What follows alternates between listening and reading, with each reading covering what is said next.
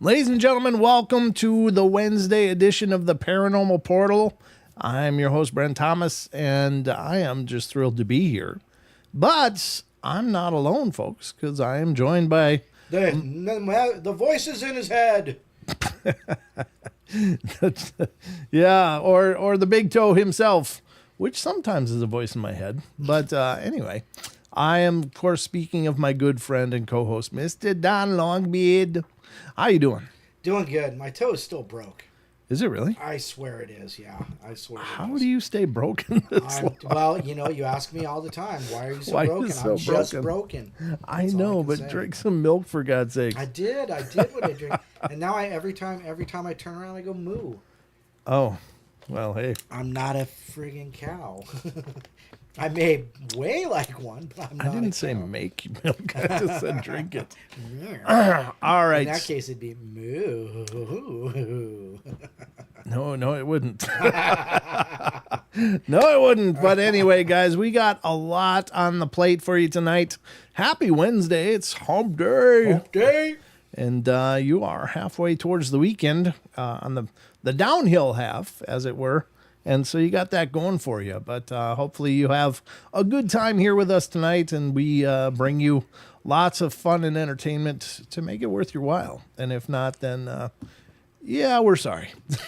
So, we're just sorry. That's all I can say. Refer to the customer service line. Yeah, please contact our customer service customer complaint line at 1-800-EAT. Never mind. 1-800 wow. Yeah. 1-800-BABY. No, I don't know. We do our best. These shows are absolutely unscripted. They're unrehearsed. They are just unscrupulous. Yeah, well, that too. Usually, we usually hit there pretty quick. We do a veer right to the gutter at some point. It's bound to happen, but we just like to have a good time. This stuff is creepy all enough on its own. It doesn't need extra theatrics to make it more creepy. But hopefully you have a good time and you leave here feeling like you enjoyed yourself. Now, one thing we're going to do tonight. We'll give it. No, we're not going to regret it because we love doing the shows. Well, at least I do. But I will tell you that if you're a member of the channel, then it's your lucky night because you will be eligible for a drawing for a Paranormal Portal shirt. Give me an assist. That's right. We are going to give one lucky member of our channel tonight, live on the show, a shirt. Give away a shirt. So just by being here, you're entering into the possibility of being named in that drawing. And so what we're going to have to do in our completely old-fashioned kind of way, I'm just scripting out some TikTok things that I'm trying to do. Because I'm trying to TikTok as well, and so we're gonna take notes. Could you, Don? Could you write down members as you see their names? How about I do it my way? Do it your way. Do it my way. Yeah, but I mean, we got to enter them to put names in a hat, kind of thing. Yeah. So we'll do it that way, and then we'll draw a winner at some time about after the first hour of the show. Maybe to close out the show, actually. But you must be present to win. If you leave, you don't get to win. You just don't get it. That's audience retention right there, folks. And possibly some strong-arming and blackmail involved. But we don't need to go there. Don't leave us.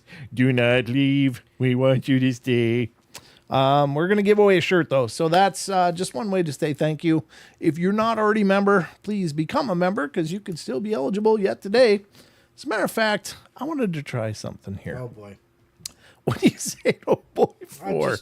What are you old boying me for? It's my standard go-to. All right. Well, let me just try this here. I got to try it and see if it works because I saw it done and, just giving you guys all the love we can. Of course, it's a big part of our journey. But also, let me make sure I got this muted. I want to do this.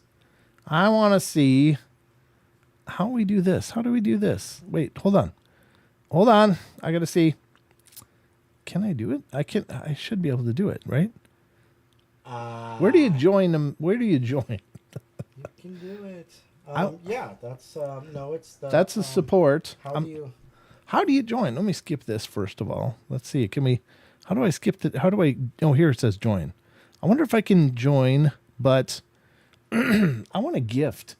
Oh, yeah. No, you go back to the chat where you had it. Okay. Go back to the chat. So one of those two icons. One of these two? Yeah, that one. This one? Yep. And it'll say gift memberships. Join. Oh, okay. There we go. Or gift. Yeah. I don't want to join, but I want a gift. Where should go ahead and do that again. Memberships, join, super sticker, super chat, membership. Well, what the hell? What? It's not available. Maybe you can't. Maybe I can't, but this isn't even the same account. My account's on this browser, not this one. It's a whole different Paranormal Portal backup account. Yeah, it should say membership gifting. You don't have membership gifting. I don't have membership gifting. Come on. I wanted to gift 5 memberships. That's because you're not a member. You're not a member of your own channel. Is that what it is? I'm going to say that's what it is. Let's try. Let's me join. How do I do that? Okay, let me try this. Yay. Let me join. After a year, he's finally going to join his own channel. I'm joining my own channel. What is this? I don't even know. Oh, dear. Here, let's do this. We'll let the Paranormal Portal pay for it. It makes sense. It's called marketing. I'm just trying to give away 5 memberships just to say thank you to all you guys. I know some people have come in and done that. Bad Boy did a bunch of it. Maggie did too. Was it Maggie that did it last week? Yeah, I think maybe, yeah. Somebody did it. I can't keep up, and I haven't even updated the members thing, so let me just do this. Excuse me. So now if now I'm going to have a green name as well. Okay.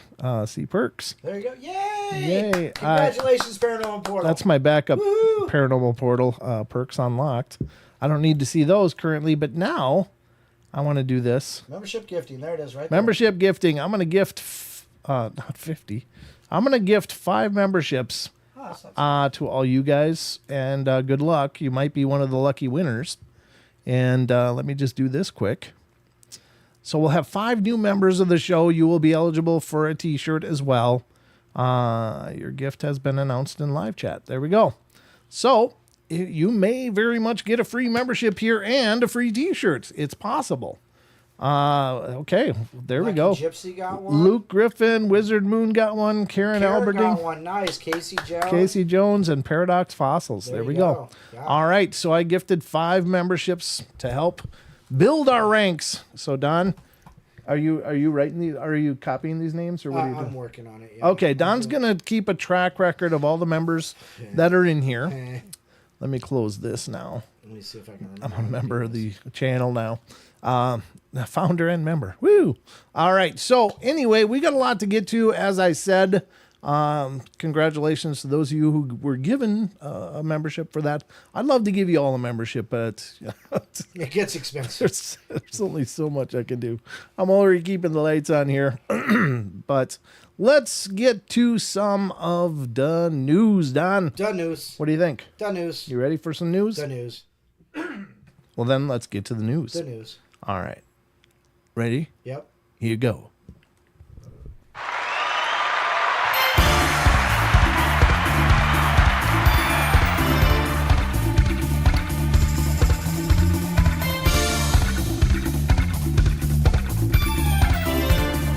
Who'd have thought you had to be a member before you could get memberships? Yeah, this is kind of weird.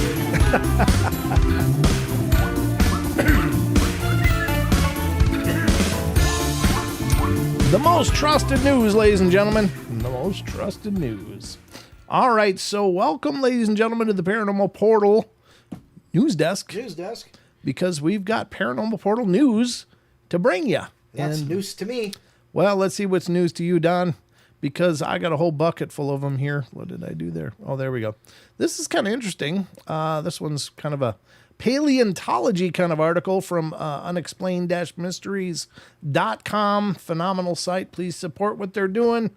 I love this site, and I know you will too. If you're a fan of the Paranormal Portal News, you're going to be a fan of unexplained-mysteries.com.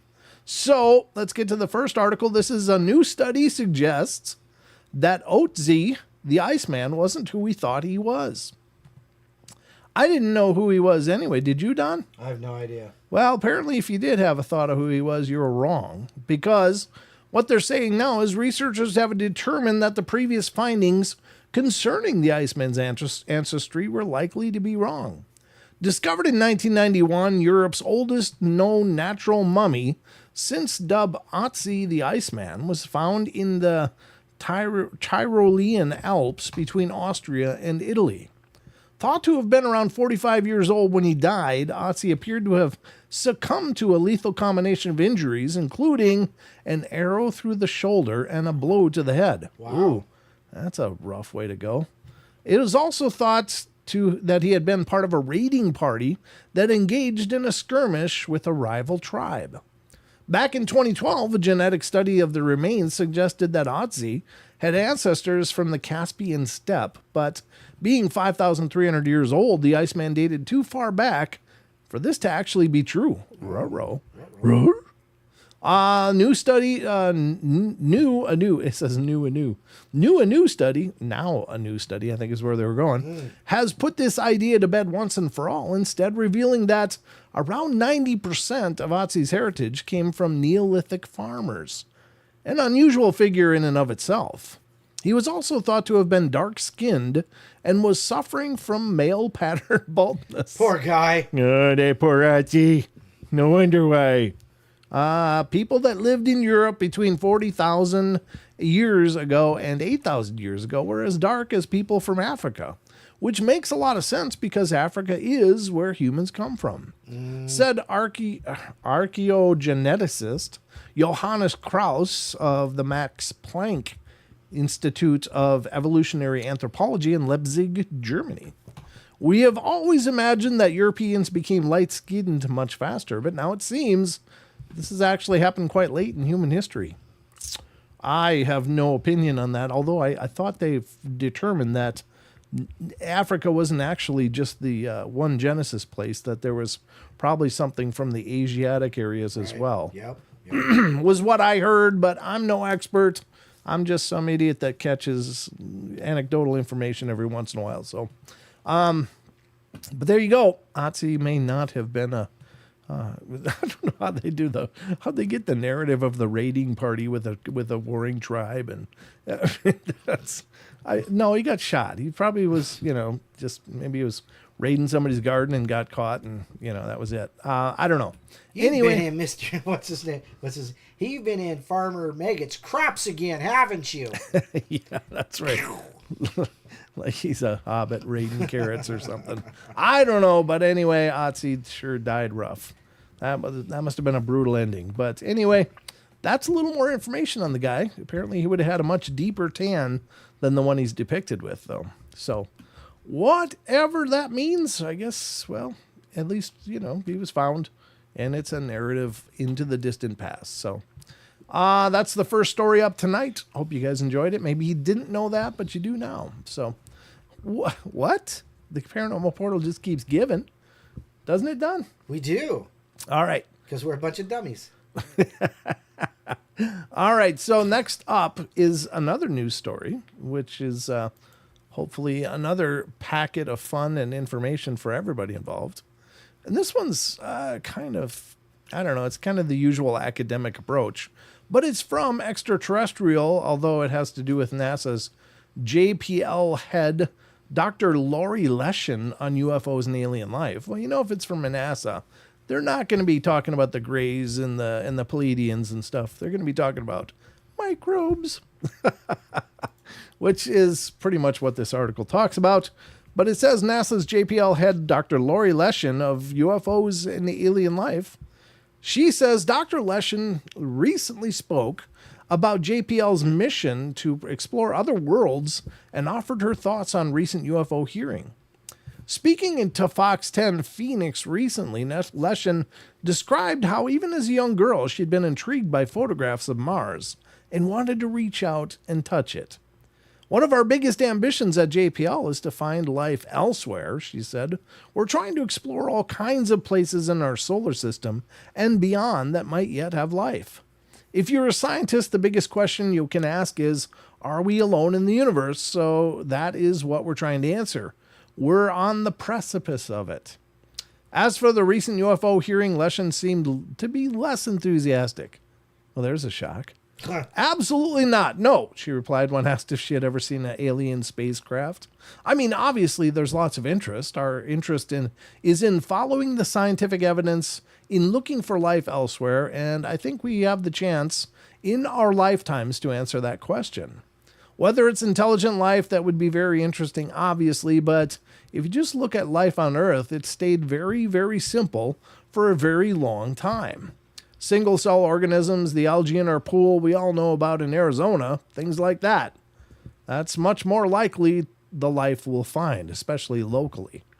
And she might be right about that. I mean, I don't know. Unless there's bases on the moon, which there's legendarily bases on the moon, I'm just saying. But I guess time will tell. So that's her take on it.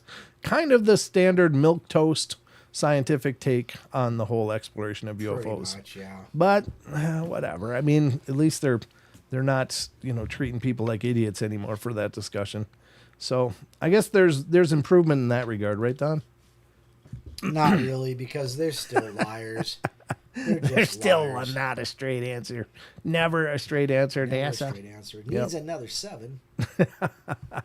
All right, so that was the second article tonight on the news, and our last article coming up is, of course, having to do with Nibiru, believe it or not. Nibiru? This comes from the Conspiracy Files on unexplained-mystery.com. No That's why I love way. this site. They have so much robust diversity of intrigue and interest.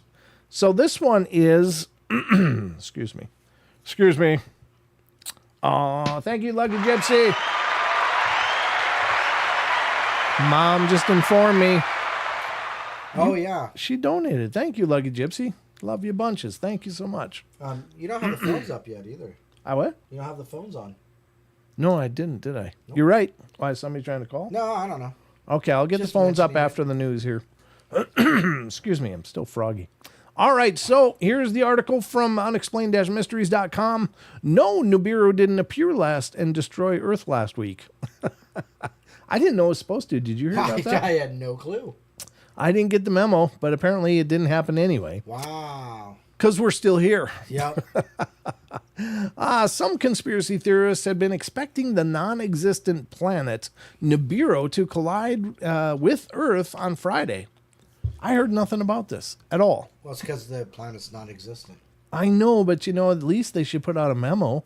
Hey, hope you're having a good Friday, but just be watching this guy. Don't you know it was in your local galactic Supreme Court that, we can't get to, so we wouldn't know? Oh, yeah, probably. All right, numerous doomsday prophecies have come and gone over the years, including the infamous 2012 apocalypse that was believed by some to be inevitable, but never actually happened at all.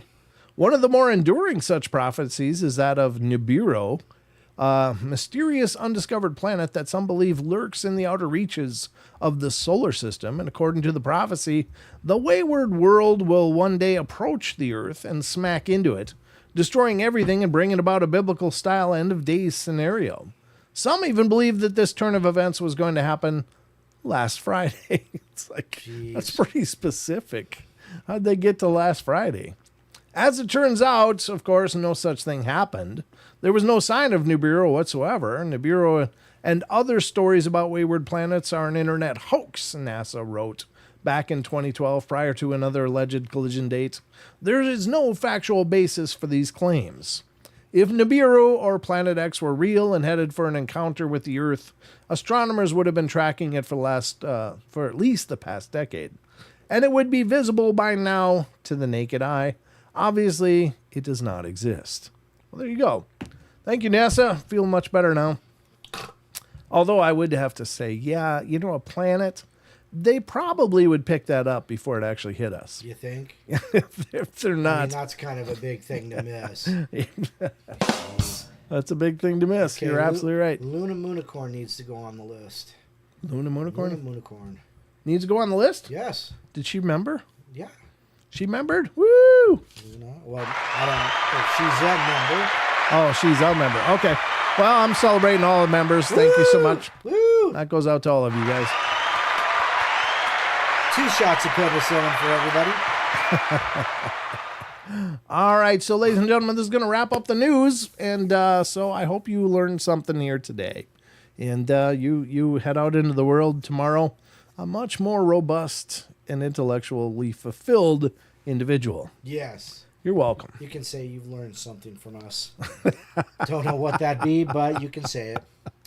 We're like the bad examples usually. Hi, That's Ron. what people learn. Yeah, no doubt. Yep. Just don't watch these guys. These guys are just...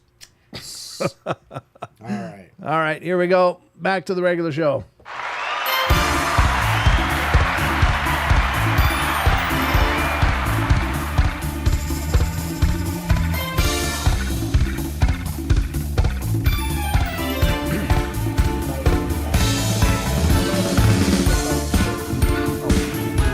I will, as a matter of fact. Thank you. Brown chicken, brown cow. I hear that in my head every time. I know. Every time, Don. I know. You've destroyed that song to me. Yay. It was Wes's fault. He should have known better than to do that. All right, so ladies and gentlemen, if you're just joining us, you're just happened into the door, well, it's plenty of good news tonight. We are going to be giving away a free t-shirt to one of our lucky channel members here on YouTube, so we'll do a drawing in a little bit here and figure out which one of you green names is going to be a winner. And there's still time to sign up if you're not already a member. Please feel free. I gifted 5 memberships just a little bit ago as a thank you to you all and to bring more of you into the experience. Hell, let's do this. Oh, hell. I don't know what you're doing. Buy 5 more. What? What? What's going on? Oh, 5 more.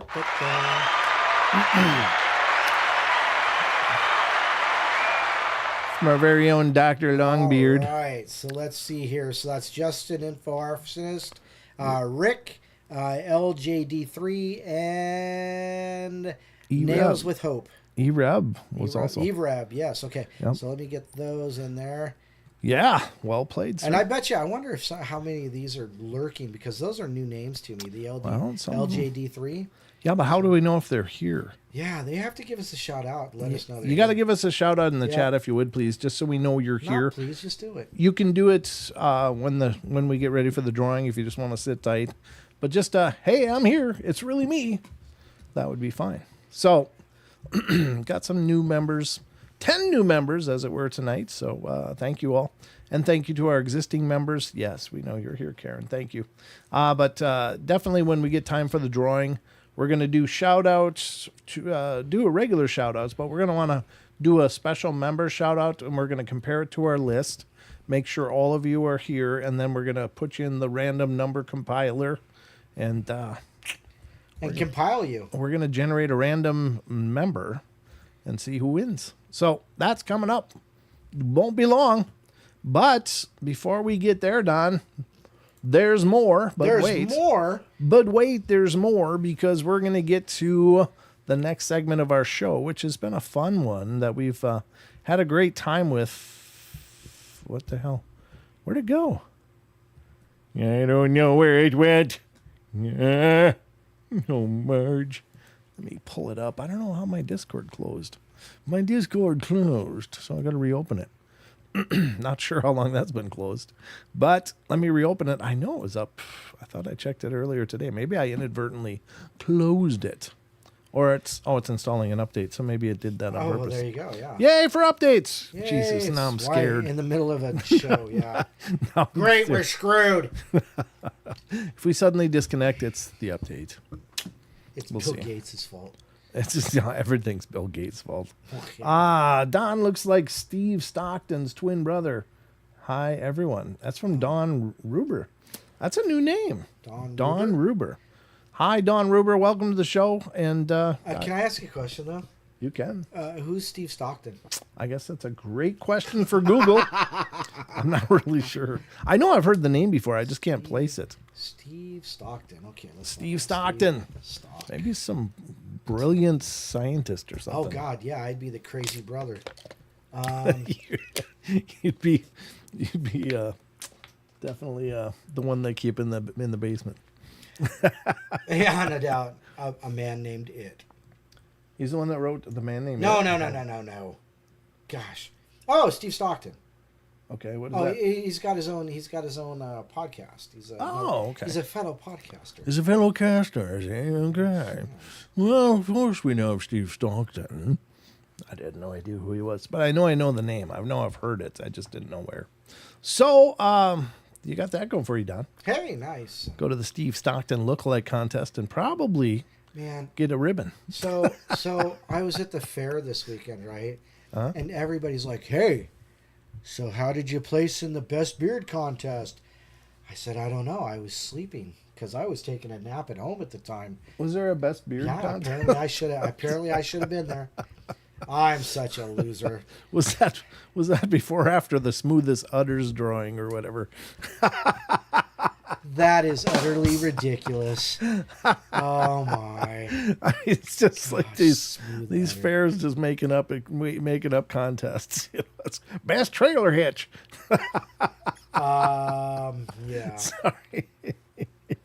Wow. I mean, best pies and stuff like that. Okay, that's a contest everybody can get behind. It's like there's something exciting about that. Like you can sample pies and try them out, and you pick the winner, and that's a huge thing. Or the best quilting, the best livestock or something. But the best beard. Well, Paisley's daughter got ribbons for her rabbits, right? She did. She did. Congratulations to you. You did wonderful. We're very proud of you. She sold 3 stupid rabbits for $475. We're in the wrong business, Don. Not anymore. Not anymore. We're gonna be the Paranormal Portal rabbit shop pretty quick. Look, if you want meat rabbits, I got meat rabbits. I got the plug for that. Come on, let me know. All right. Oops. Hey. Easy over there, fella. Mention meat and Don gets all crazy over there. I know, huh? And then I start thinking about my smoker. I'm getting a new smoker, and it's going to be great. All right. Well, ladies and gentlemen, we have more of the show to come because we were going to get to this before, but I had to reopen it. But it is now open, and as such, there we go. What is going on? Okay. All right. I'm there now. So, ladies and gentlemen, we're going to get to the segment of our show we like to call the Discord Question of the Week. There are 3 questions of the week, traditionally, when we do these live streams.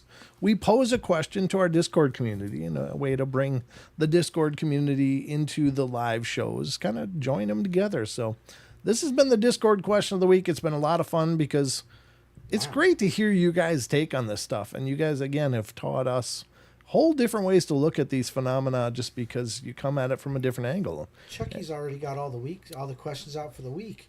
Does he really? That's amazing. How is he so good at this? So I don't How know. does he make me look so horrible? Well, wait a minute. Maybe I need to. Know what? Let me hold on. I don't know. Wait a minute. No, this is Wednesday. There we go. Okay. Yeah. So no. He's always on the ball though. He put it up 2 days ago though. I know that. And so we've got question of the week, ladies and gentlemen. So without further ado, let me run this little footage. I had to do that when the sound was all screwed up. I had to do exactly that. I'd be like, rawr. Because I had to fade the main channel down because it sucked. All right, so we are in the question of the week segment, folks. And again, we'd love to have you become part of the Discord community if you're not already. To join the Discord, I'm going to put the link right here in the YouTube chat. So it's https://discord.gg/paranormal portal. Whoops, AL portal. And that is how you become part of our Discord channel. Why didn't you just jeez, okay. Well, you type fast, much faster than I do. Yeah, I do. If I had to hunt and peck, it would take me longer to actually go up to the menu and fish I'm a out. hunt and pecker. God, I can't touch that. I just can't touch it. I can't touch that. Literally. All right. So, God, there's so many times I have to apply this huge filter. It's like, no, can't do it. It's it's just right there, and it's so easy to just boom. But never mind. All right, so it is frustrating though, because it's like I almost stroke out because my mouth just starts to move, and I'm like, stop. I just chum the water. Yes, you do, and I'm like coming up like a megalodon. Ba-da-ba. Thank you. All That right. was just nonsense. That was nonsense. All right. So the question of the week, folks, let's check this out. All right. And see just what you guys had to say this time. So Chucky Danger. Oh, I'm sorry. Go ahead. Special thanks to Chucky Danger for putting us Absolutely. all together. He's been a superstar as far as keeping these going and making it one less thing for me to have to worry about, which is awesome. So thank you, Chucky. You're doing awesome. Doing awesome. So here is the Discord community. Don, take it away. Take it away. Chucky Danger says, everyone, question of the week for Wednesday show. With all the wildfires burning across the world, how do you think it's impacting cryptids and the forest spirits? And speaking of that, I recently saw a map of the world and everywhere that's got wildfires. Yeah. Oh my God, dude. It's all over the South place. Africa, everything from the Horn up to the center, past the Congo into Nigeria, just everything's on fire. Jeez. Everywhere. Siberia, everything. Everybody's on fire. It's freaking crazy. Wow. All right, so Ariana Abyss says they're all getting evicted. I can believe that too, As a matter of fact, 80% of the wildfires in the United States are under investigation. They do believe it's human caused. Yep. As a matter of fact, I'm way off subject now. Eric the Purple Hobbit says, well, I'm not sure. I remember in the early 2000s when both Yellowstone and Glacier National Park, we saw all kinds of wildlife that fled to northern Idaho. The gold eagle, the bald eagle, flying over scraps of butchered cows. I'm not sure. I'm sure is causing some dust-ups between clans of Sasquatch, and other critters. Who knows how long until they turn their attention towards us. Ooh. That's okay. Thanks. I'll take a pass. Yeah. CMB says, I believe they have the ability to work in and out of dimensions. I think they're used to it probably.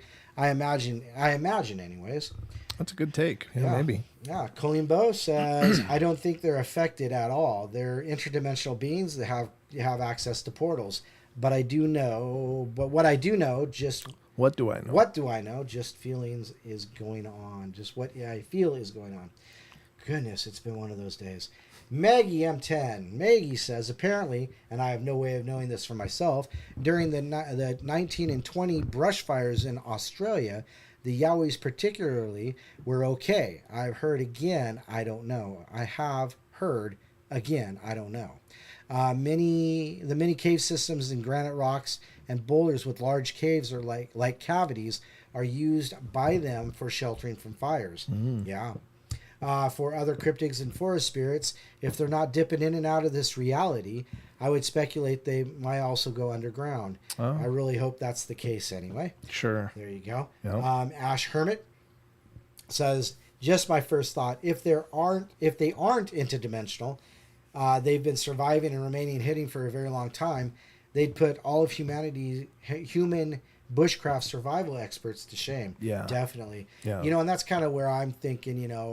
Because I'm a flesh and bone guy, right? Sure. You are too, right? For the most part, For the most part, yeah. I mean, there's still questions out there, right. Sure. Yeah. But they've been hiding from us for hundreds and hundreds of years. Yeah. So it's not that hard to believe that they have some way to deal with it, because they've always had wildfires. Anyhow. Sure, that's nothing new. Yeah, it's nothing new to them. The frequency and the amount are different, yes. But Marie says, I think and hope they are watching. I believe they are in tune with the earth and the vibrations. I believe those fires are horrible, that the cryptids are most likely, but that the cryptids are most likely good. With that being said, I'm not sure about the wildlife. I'm sadly sure there has been many lives lost or babies and mothers separated. Yeah, absolutely. Sure. Android Paranormal says, I worry the most about Sasquatch since he's the most likely cryptid to be biological and not interdimensional. Although I hope for their sake they are interdimensional. I think any spirit in the forest will be able to easily migrate anywhere they want without obvious detection. Sure. Assuming Sasquatch is biological, then it will affect them just like any other animal. Some will have to migrate and have smaller and smaller ranges of where they can live and forage for food. It's really sad. I hope our government will pass a clean bill to plant trillions of trees, a trillion trees, and that the corporation that takes down a whole tree must replace it by planting two. This will help replace the habitat of all creatures, plus the forest is known to cool the atmosphere by reflecting sunlight and absorbing carbon dioxide, producing natural oxygen. So it will also be good for the air we breathe too. Until something like that happens, then I fear our forest will continue to shrink at a rapid rate. That's true, but then again, you just have basic deforestation for that matter. And he addressed that by saying for everyone they plant two. Sure. Absolutely. And that is a practice that's commonly used by a lot of logging companies. You know, they really are encouraged to harvest responsibly, but it's about 50 or 100 years before those trees are going to be viable. Absolutely. So, Well, yeah, depending on what kind of trees they are, yeah. Sure. Yeah. So more of this, more of that. Hi, Barb. I think they take refuge underground. It seems that would be the most logical place. There are hundreds, if not thousands, of cave systems around the world. Others with wings could probably travel great distances to escape danger. Maybe this is why we see similar cryptids in other locations. Sure. Yes, absolutely. Excellent. And there you have it. There's the question of the week, folks. And if you have ideas that you'd like to share, you can put them in the chats as well. Or you can just join the Discord and become a part of these questions. We love that participation. So thank you to everybody that responded. And thank you to Chucky for keeping that ball rolling. Here's a new person, RJ Sturtson. Hi, we're going to say hi to RJ. Thanks for joining the Discord. Anybody else new? Anyone? Looking. I think that's it. Okay, so RJ Sturtson, welcome to the Discord community, and we look forward to your participation in the question of the week.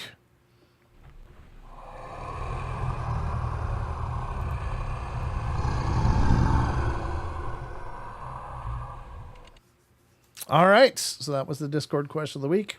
I felt it went good. How do you think, Don? I think it was great. Yeah, absolutely. Cool. You know, I have to say, though, we talk about, how these things are happening. So I heard something about a very famous person's property over in Hawaii that somehow was not set on fire. And it was like 80 plus acres. I can't remember if it was 80 or 300. But so somebody, lucked out and didn't get their property taken down. And then I was looking through TikTok today, and I came across this airplane that had this, like a lens on the front of it, right? It's this big plane, this big lens, like underneath the cockpit. And I'm like, I look at it, and then all of a sudden they show pictures of like this beam coming down through the clouds and hitting the earth. Oh. And I was like, oh my God. Yeah. Oh. I certainly, I imagine that it's possible that people have captured that, but I think most likely, most of those are going to be hoaxes. I've seen several of these energy beam weapons, and there's one that's a gas station fire, and post production it's really easy to put a beam in there and make it look like it started it. Well, true enough, but I was going through TikTok again the other day, and there is a tool to cut down trees, and it is a laser that cuts the trees down in sections. Oh, sure. Yeah. So that's a directed energy weapon. Sure it is. That's exactly what that is. I mean, I'm not saying it's impossible. I just think, unfortunately, it doesn't matter what happens in this world. There's a conspiracy around it. True enough. And it gets to the point where you just, I don't know, you just kind of mind melt and just go, okay, well, I guess it's all a conspiracy and we're all just screwed. And maybe that's the case. I don't know. But, at the end of the day, I can't prove it. I can't disprove it. I just, pay attention as much as I can. And Yeah. I hope if that is the case, I hope someday that will be exposed, because that's, of course, a crime against all of humanity and against the natural world around us. So, though, if there are people responsible for that, I do hope that they are held accountable, because nobody has the right to enact their will upon entire populations in areas like that. That's evil. I don't know what else to call it. It's just evil. You can. So, anyway, that has been the question of the week, and thank you again to everybody. All right, so how are we doing so far? It's quarter to 8. Quarter to 8. So we're going to probably do the T-shirt drawing after the hour at some point in the second hour of the show. So, again, if you're just joining us, we're going to be giving away a T-shirt to one of our members of the YouTube channel. So if you see the green names, those people are going to qualify for a T-shirt. I gave away 5 memberships. Don gave away 5 tonight. So we've given away 10 memberships to our audience already. But if you want to be in consideration for it, please join. Please become a member. Right. You don't have to already have been a member. You can be a member right now, and you'll be eligible for the drawing in just a little bit. Again, if you are a member, though, you got to speak up in the chat so I can see you. Yeah. Because if I don't see you, you're not entered. Yeah, we got to look for the green names so that Don can compare them to the list he's compiling, and then we're going to run it through a random generator and just pick one. So it could be someone who just got a membership tonight, or it could be someone that's been a member for, the better part of a year now. I don't know how long we've been doing these members, but it's many months. So many moons since we began. Thanks for the donated membership. You're welcome. Yeah, absolutely. It's our pleasure. I would love to give you all green names. I really would. It's just a fantastic feeling to see so many people that are investing in the shows, and so many of you super chat, and so many of you like the stream, show up. You're part of the community. Yeah. And so there's lots of ways to support the show. So, I hope I don't sound like I'm trying to sell you a bill of goods here. I know it's tough and double tough for a lot of us right now. So please don't feel any pressure, that you should. If you can't, then, absolutely we understand, and we love your support however you can give it. So anyway, we're going to continue this festival of fun here on Wednesday night. Hey, I'm not green anymore. What? Don, you're not green. But that's weird. I'm not, but it's because my other account is the member.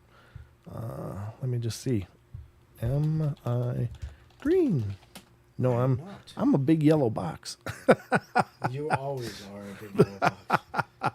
Yeah, that's weird. You're blue on mine, yeah. That's weird. But you have the membership thing, because it may be because you're a moderator as well. No, I should be still green because. But look here, it's got the membership icon right after it, the purple. Oh, that's true. So, it's... I don't know. I always thought I was green. I wanted to be green. I want to be green. Yeah, Kermit the Frog here. I don't want to be just be green. I want to be super green. Yeah, well, good luck with all that. So we're going to get to more of the paranormal fun stuff. We're going to get to the cryptid corner here eventually. We'll do the shirt drawing before the cryptid corner, and that's where we're going to sum it all up, I guess. But I got an article here to go over with you. All right, so we're going to I found this article, and I've been going through it to figure out where we left off, because I had a random restart and lost my place on this big article. And so I found it, and I think I'm current here.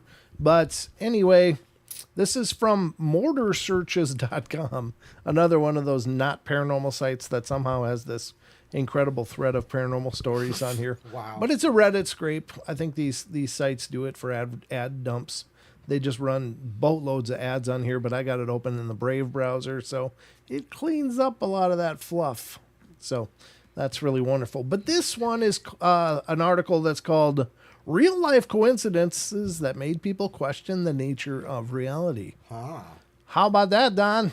That's about that. Actually, I want to go through an article by our good friend, Mr. Brent Swanser, in just a couple minutes here, too. But I thought we'd go through a few of these first. Yeah, absolutely. We haven't heard from Brent in a while, so yeah. No, but he published this one, and it was very timely because we were just having a discussion in the question of the week not too long ago, a couple days ago, a couple shows ago. All right, so this one is Move On With Your Life, and this is My aunt lived in Nevada, and her son died suddenly at the age of 16. Wow.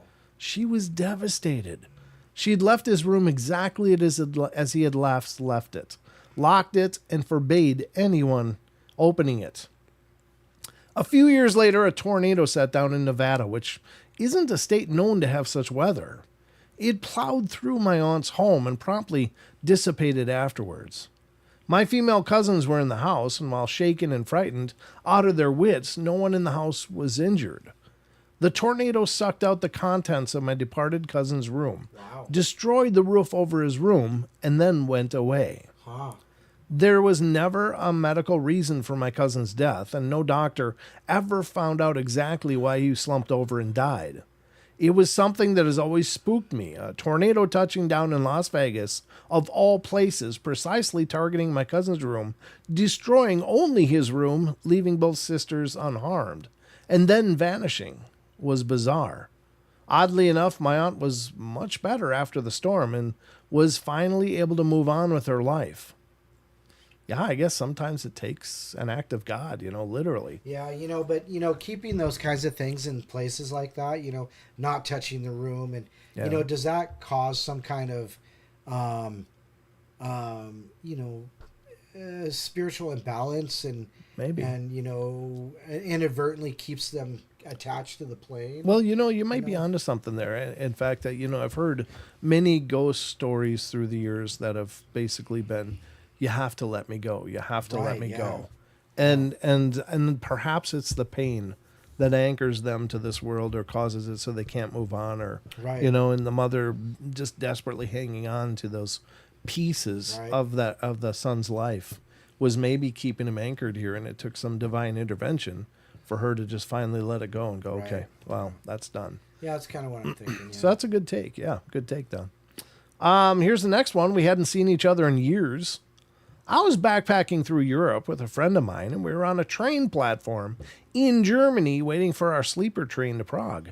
Well, I heard my name being called about 30 feet behind us, and I turned around and saw two high school classmates of mine from back in the United States that I hadn't seen for about 5 years.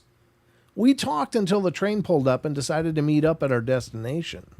We walked in opposite directions, getting on the train at different ends of the same car, but we were in for another surprise. As we looked for our room that was pre-booked, we saw them coming towards us, and it turned out they had been booked in the same cabin we were in the bunks next to us. Nice. We had a really great time. Oh, that is cool. How can things like that happen and people not believe in there being a higher intelligence? It's like, man, something's got to be orchestrating all of this. That's no way that's chance. Anyway, very cool. Next one is at the same second. I was in Florida with my two best friends, and we all had boyfriends at that time, and our boyfriends were not together, and we're not by any means best friends. We were relaxing in our hotel room after having a busy day at one of the Disney parks. All of our cell phones were sitting on the coffee table in front of us, and suddenly, at the exact same second, all three of them rang with our respective boyfriends calling us. Wow. I was amazed. So they weren't together, they didn't know each other, but they all reached out at exactly the same time. Again, crazy, but cool. Next one is studying abroad. Not abroad, abroad. Oh, gotcha. Not what I did in college. Right. Right. For spring break, my roommate and I traveled from Chicago to Scotland. On our first day in Glasgow, we decided to hit up some tiny museum that would probably take 30 minutes to tour. The museum was about to close, but since it was cheap, we were bored. We headed in anyway. We climbed all the way to the top of some skinny, lopsided staircase. In the room was one of my college classmates from Iowa who happened to be studying abroad. Okay, well, that's a chance meeting. Yeah. Is that unheard of? Well, I guess it's kind of the same thread as all these other stories, really. Sure enough, yeah. All right, another one, chance encounters. One morning, I was getting on a bus from D.C. to New York City, and I bumped into my ex. Yeah. Oh, God. We hung out for a bit and then realized that I missed the bus. Well, I waited for the next one and found my old roommate sitting on there, waiting for it as well. I hadn't seen them in months, and I got on the bus, arrived in New York City, and later in the day, I randomly walked past my old boss in Times Square. This person, that's three. Yeah. There you go, 3 for. I spent the entire day bumping into people I knew. It was very weird. Yeah, that's synchronicity. Yeah, it really is. We'll do one more, and then we'll jump over to the Brent Swanser article, Manufacturer's Photo. Years ago, my wife and I were out shopping, and she wanted to pick up an 8x10 frame so she could put in our wedding photo in it and put it on her desk in her new job. We went into a chain store and found the frames. Then we were shocked to discover the work had been done for us.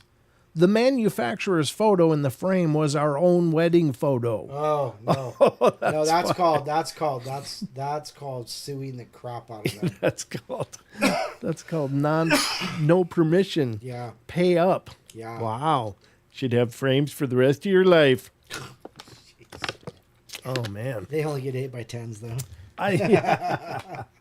Oh, that's funny. They would actually have their photo in the frame. That's crazy. I'm sure it looked great with the dimensions pasted right on top of it. 8x10. 8x10. Non-reflective glass. It's like, okay, thank you. Non-reflective glass. What other selling points on that label. But it is funny, right? Ah. All right, we'll stop there with this one. And then we'll get to an article by Mr. Brent Swanser. And this is a gentleman who I've been a fan of. Don and I have been a fan of his for years. Yep. We were covering Brent Swanser articles back when we had just started. It was one of those authors that we stumbled on. It was just prolific. He's prolific, and his research is incredible. It is, yeah. He's one of those guys that I've done shows based around some of the same stuff he's done articles on, and I didn't find his articles until much later. But I dig and found some really interesting things. He would cover the same thing in an article and find 15 layers more of things in history that I never bumped into. And I was like, oh my God, who is this guy? He's brilliant. His articles can be long, but they're very, very well written, very comprehensive. And he writes for Mysterious Universe, which is another podcast and a website, and a really incredible website in its own regard. So, of course, he's got his Facebook page, Dark League Paranormal. Dark League Paranormal, yeah. If you want to check him out, get to know him. But he just did a new one on August 21st, and it has to do with vampires. Oh, so we were having a discussion on the show, and I referred everybody back to our vampire episode that we did in the podcast when I interviewed Paul from Indiana. That was great. Yeah, it was a great episode, but a lot of people tend to think that vampires were just some kind of footnote of crazy legends and lore, and it's been dismissed. But these things are based upon some history. Now, there's got to be something other than, well, you've got Vlad the Impaler, of course. Well, Vlad Tepes, yeah. I mean, he, of course, was considered the first Count Dracula, but not really a vampire in the traditional sense. It just kind of bled into his legend. But there is a legend of these creatures that are basically undead, that don't die, and they live nocturnally. And apparently they have a lot in common with Black-Eyed Kids, so with a lot of their lore built into it. So anyway, he made an article, and it's called Bizarre Accounts of Vampires in Great Britain. So it's my pleasure to bring this to you folks because it's kind of a timely article based around discussions we've had on the shows. So there are some areas of the paranormal and unexplained that certainly stand out more than others and seem to be more embedded in legend and folklore than anything else, yet which also sometimes come tearing through into the possibly real. Undoubtedly, one type of creature that lurks in the shadows and seems as if it must only inhabit fiction and the imagination is the vampire. However, even though the idea of real blood-sucking immortal fiends seems as if it surely must be a pure myth, there are occasionally cases brought forward as real encounters with these creatures, and Great Britain has long been a wellspring of such things. Some of the earliest reports of vampire or vampire-like fiends in the British Isles revolve around a creature that was known as a Bartok, a version of vampire native to Ireland. And there are a few prominent accounts of the Abartok, and one of these involves a great warrior of the 5th century known as Cathrain. The story goes that the village of Glenewlin was terrorized by one of the bloodthirsty creatures, and that it was confronted and killed by Cathrain, only to return from the grave 2 days later and continue preying on the terrified locals.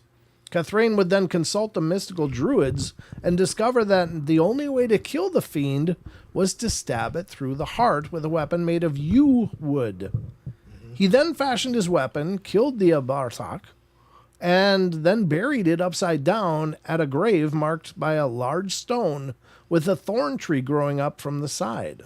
Supposedly this grave exists to this day, although whether it really is the final resting place of a vampire is unknown.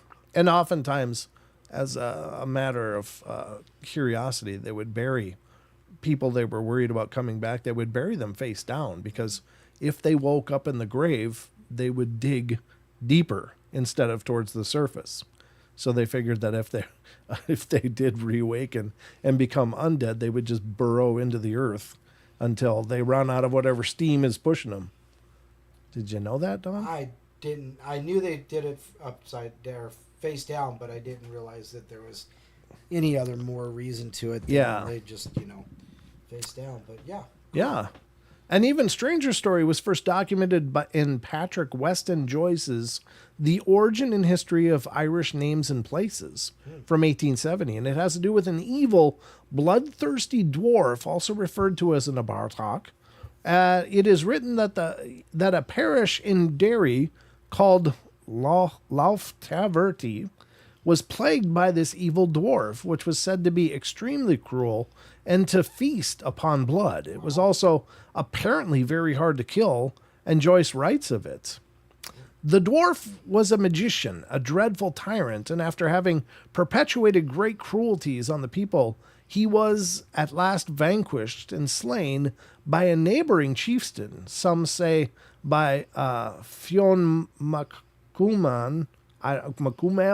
I don't know. He was buried in a standing posture, but the very next day he appeared in his old haunts, more cruel and vigorous than ever. And the chief slew him a second time and buried him as before, but again he escaped from the grave and spread terror through the whole country. The chief then consulted a druid, and according to his directions, he slew the dwarf a third time and buried him in the same place with his head downwards, which subdued his magical power so that he never again appeared on earth. The lout raised over the dwarf is still there, and you may hear the legend with much detail from the natives of the place, one of whom told it to me. It's been suggested that both of these accounts of the Bartok perhaps derive from the same story and have merely been changed over time with retellings, and it has even been theorized that Bram Stoker may have derived his inspiration for Dracula from the legend of the Bartok. I'm trying to say it correctly because, the IBRO would slap me if they heard how I'm saying this stuff. Whatever the case may be, we're left to wonder. Yeah, they would they? What do you call it? Ah, Christ. To be left to wonder if this is mere superstitious legends or something more. An early account of vampires takes us to a place called Alnwick Castle, located in Northumberland, England, which was built following the Norman conquest and is the seat of the 12th Duke of Northumberland. Although it is a popular tourist attraction today, attracting around 600,000 visitors per year, it also has a dark and sinister story attached to it that dates back to the 1100s. It is said that a former lord of the estate became a vampire and took to living underground and prowling the countryside looking to drink the blood of the locals. At the same time, there was an outbreak of the plague going on at the time, which was blamed on the revenant as well. And this caused the villagers to get together in a mob to hunt the thing down and kill it. Wow. A story from around the same time was chronicled by the medieval historian William of Newburgh in his Historia Rerum and Anglicarum, and involves a castle he calls Anantis in Scotland. And in this account from the 12th century, a certain man of evil conduct moves into the castle, gets married, and starts a life there, all the while making a general nuisance of himself in the area. Things would go south when his wife began an affair with another man. One evening he supposedly climbed on a beam overhanging his wife's chamber after telling her he was going off on some business, and there he waited to catch them in the act. Oh. As soon as the two lovers began their tryst, the upset husband then apparently fell from the beam to the ground, although his wife tended to him, but he would succumb to his wounds and a mysterious illness long after that. There was no love lost with the locals, as he had been considered a cruel and evil tyrant in life, and although they gave him a burial, most people were glad he was dead. But he wouldn't stay dead long. William of Newburgh writes of what happened next. A Christian burial indeed he received, although unworthy of it, but it did not much benefit him, for issuing by the handiwork of Satan from his grave at night and pursued by a pack of dogs with horrible barkings, he wandered through the courts and around the houses while all men made fast their doors and did not dare to go abroad on any errand whatever from the beginning of the night until the sunrise, for fear of meeting and being beaten black and blue by this vagrant monster. But those precautions were of no avail, for the atmosphere poisoned by the vampires of this foul carcass filled every house with disease and death. Vagaries. What's that? Oh, vagaries, sorry. Poisoned by the vagaries. Vagaries. Of this foul creature. Okay, of this foul carcass. There you go. Filled every house with disease and death by its pestiferous breath. Wow. That's quite a word. It is. I don't think I've ever read that before. Pestiferous. I got it all out though, Don. Yep, it worked. Already did the town, which but a short time ago was populous, appear almost deserted, while those of its inhabitants who had escaped destruction migrated to other parts of the country, lest they too should die. The man from whose mouth I heard these things, sorrowing over this desolation of his parish, applied himself to summoning a meeting of wise and religious men on that sacred day, which is called Palm Sunday, in order that they might impart healthful counsel in so great a dilemma and refresh the spirits of the miserable remnants of the people with consolation. However imperfect, having delivered a discourse to the inhabitants over the solemn ceremonies of the holy day had been properly performed, he invited his clerical guests together with the other persons of honor who were present at his table. And while they were thus banqueting... Prose. Prose? It says prose. Wow. It really is prose. This You're kind right. of is prose, yeah. That's a really fitting response. Wow. It is. It's a lot of wordy prose. These are old writings, though. Yeah, So, they are. but that's funny. It would spit out prose. Yeah. Very, very true. You're absolutely right. Is that Peter? I might be Peter. Yeah, I don't know. Not sure. While they were thus banqueting, two young men, brothers, who had lost their father by this plague, mutually encouraging one another, said, "This monster has already destroyed our father and will speedily destroy us also, unless we take steps to prevent it. Let us therefore do the same bold action which will at once ensure our own safety and revenge our father's death. There is no one to hinder us, for in the priest's house a feast is in progress, and this whole town is as silent as if deserted. Let us dig up this baneful pest and burn it with fire." Thereupon, snatching up a spade of but indifferent sharpness and edge, and hastening to the cemetery, they began to dig, and whilst they were thinking that they would have to dig to a greater depth, they suddenly, before much of the earth had been removed, laid bare the corpse, swollen to an enormous corpulence, with its countenance beyond measure, turgid and suffused with blood, while the napkin in which it had been wrapped appeared nearly torn to pieces. The young men, however, spurred on by wrath, feared not, and inflicted a wound upon the senseless carcass, out of which incontinently incontinently flowed such a stream of blood that it might have been taken for a leech, filled with the blood of many persons. Then, dragging it beyond the village, they speedily constructed a funeral pyre, and upon one of them, saying that the pestilential body would not burn unless the heart were torn out. The other laid open by its side, and repeated blows of the blunted spade, and thrusting in his hand, dragged out the accursed heart, thus being torn piecemeal, and the body now consigned to the flames. It was announced to the guests what was going on, who, running thither, I don't know, is that thither? Thither, yeah. Okay, enabled themselves to testify henceforth to the circumstances. When that infernal hellhound had thus been destroyed, the pestilence which was rife among the people ceased, as if the air, which had been corrupted by the contagious motions of the dreadful corpse, were already purified by the fire which had consumed it. These facts having been thus expounded, let us return to the regular thread of history. Wow. Well, I'm not sure what I just read, but it was a hell of a tale. Wow. All right, so we're moving forward now. Also from the writings of Newburgh is the story of the vampire of Berwick on Tweed of Northumberland, England. Here a wealthy man had and well-respected member of the town's elite died, after which it came to light that he had actually been a sinful deviant with a penchant for ripping people off. No sooner was this discovered than the town began to be terrorized by an undead revenant who sought blood while trailed by a pack of spectral hounds. William of Newburgh would write of this spectacular case. How long is this one? It's another good one. All right, I'll do my best. As the mouth of the river Tweed and in the jurisdiction of the King of Scotland, there stands a noble city, which is called Berwick. In this town, a certain man, very wealthy, but as it afterwards appeared, a great rogue, having been buried after his death, sallied forth by the contrivances, as it is believed, of Satan, out of his grave by night, and was borne hither and thither, pursued by a pack of dogs with loud barkings, thus striking great terror into the neighbors, and returning to his tomb before daylight.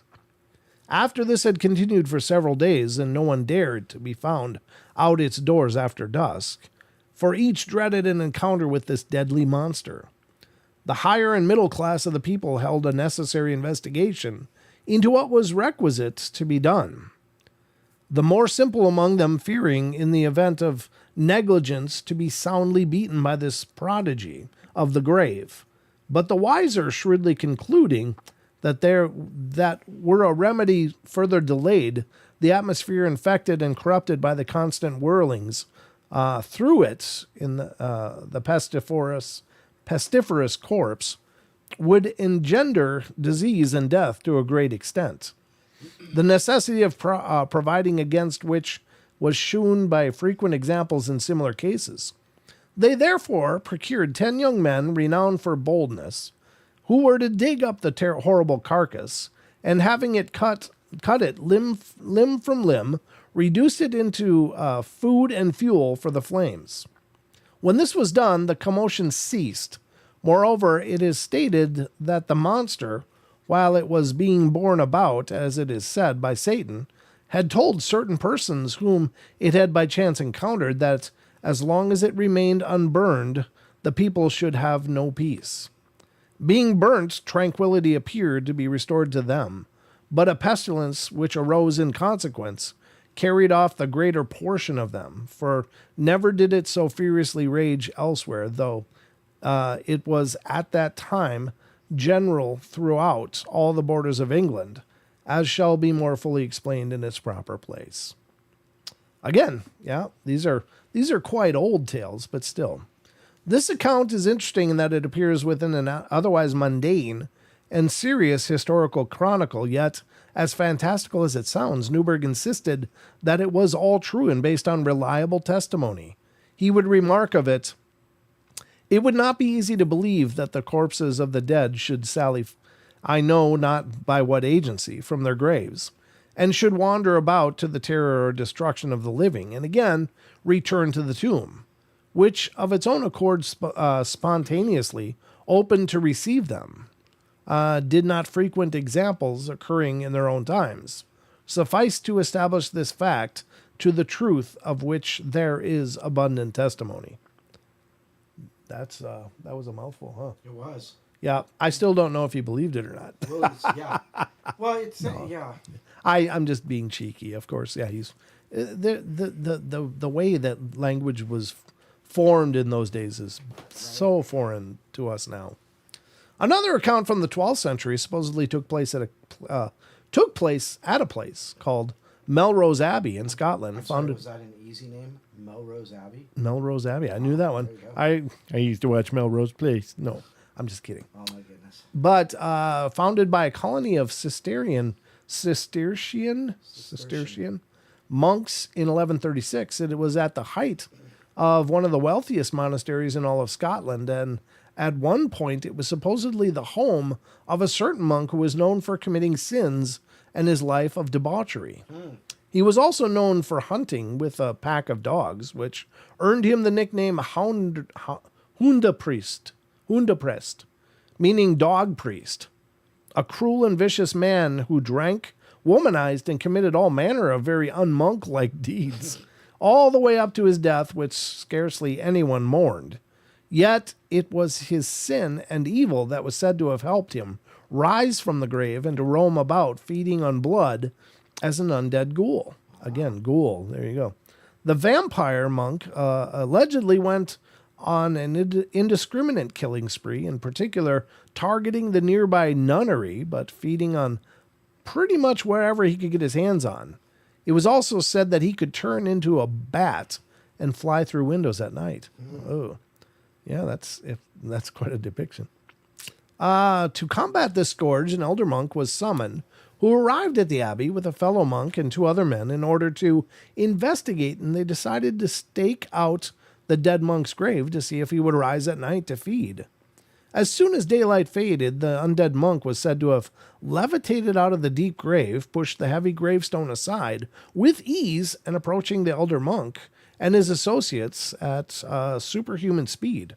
The elder monk then uttered a holy verse, and the vampire retracted to its grave and was swallowed by the earth, which returned to an undisturbed state through some dark magic. Now, knowing that they were dealing with a vampire, the monks decided to come back in the morning and attempt to destroy it once and for all.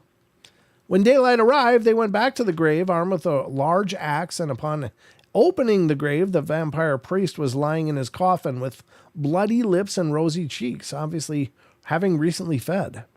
They wasted no time in decapitating the corpse and burning it to ash, after which the nightly attacks stop. And to this day, the abbey is apparently haunted by the ghost of the monk, although it seems his blood-drinking days as a corporeal vampire are over. Moving along into the 19th century, it seems that vampire accounts were still very much alive in Great Britain. In one case from 1875, a blood-sucking creature of the night with a brown shriveled face and long bony hands was said to be stalking young women and children at Crogland Law Hall in Crogland in Cumbria, England. In one case, the abomination crept through the windows of a young girl, threw her to the ground, and bit her neck. The girl's 2 brothers gave chase and were able to hit it in the leg with their pistol, but it vanished into the night. The following morning, they would follow the trail of blood it had left to the local graveyard, where they found a vault, and with all of the coffins smashed but one. In that undamaged coffin, they found the creature in a slumber, the bullet wound visible on its leg. After calling for help, the vile thing was supposedly beheaded and burned to cinders. A rather bizarre report comes from 1899, where an eyewitness by the name of Geoffrey Anderson was in Edinburgh, Scotland, at a place called Prince's Street, where he saw a horse and carriage outside a large shop, and a scene lit up by the shop's lighting. As he looked on, he would claim that he had seen a shapeless black mass described as moving similar to a caterpillar that seemed to come out of the drain and approach the horse. When it got close enough, the mass took on a vaguely humanoid shape and sprang onto the horse's throat and clung on. When Anderson shouted at the thing, it apparently vanished into thin air. The horse would be found to have puncture marks on its neck. What was going on here? Going into the 20th century, there's a strange case from 1915 concerning strange happenings in the mysterious and bizarre murder of a medical student in Edinburgh, Scotland. The story begins with various seemingly paranormal happenings going on at a hotel called the William Bryan House. Staff and guests alike were reporting a dark, shadowy figure lurking about that seemed to be able to appear and disappear at will. And there were frequently anomalous noises heard at night. It was all frightening enough that several members of staff had left their employment and many guests had fled from the hotel in fear and panic. It was at the height of this strange phenomena that a medical student by the name of Andrew Muir decided to spend the night at the most active location of the hotel in order to get to the bottom of it. The hotel agreed to let him stay, even giving him the bell to ring if something went wrong. They apparently did not have to wait long for that to happen. Just a few hours after turning in for the night, the frantic ringing of Muir's bell and horrified screaming summoned the hotel owners, and they came running to see what had happened. When their knocks at the door went unheeded, they let themselves in to a grisly sight. There, slumped over on the floor, was Muir's lifeless body, allegedly with puncture marks on his neck and shoulders that were leaking blood. Rumors soon began to go around that the phantom that was being seen was a vampire. Specifically, the former owner of the building, a man by the name of William Bryan. The reclusive and eccentric Bryan had requested that upon his death he be buried 40 feet deep in a chain-secured coffin. Wow. Why would this be? Did he know somehow that he was destined to rise from the grave as a creature of the night? Whether this was the work of vampires or not, it is nevertheless a spooky case indeed. So did the medical student die? I guess a lifeless body, right? More recently, in the 1950s, there were reports that a vampire with iron teeth and flaming red eyes was menacing a cemetery called the Southern Necropolis in Glasgow, Scotland. The entity was described as standing 7 feet tall, and one grim rumor was that it had strangled 2 boys to death before draining their blood. Even more recently still is the story of a supposed vampire lurking about a place known as Lochmaben Castle in the county of Dumfries in Galloway, Scotland. In 1991, locals claimed that woodland animals and domesticated livestock and pets alike were turning up in the woods completely drained of blood. Chupacabra. Wow. Chupacabra, Don.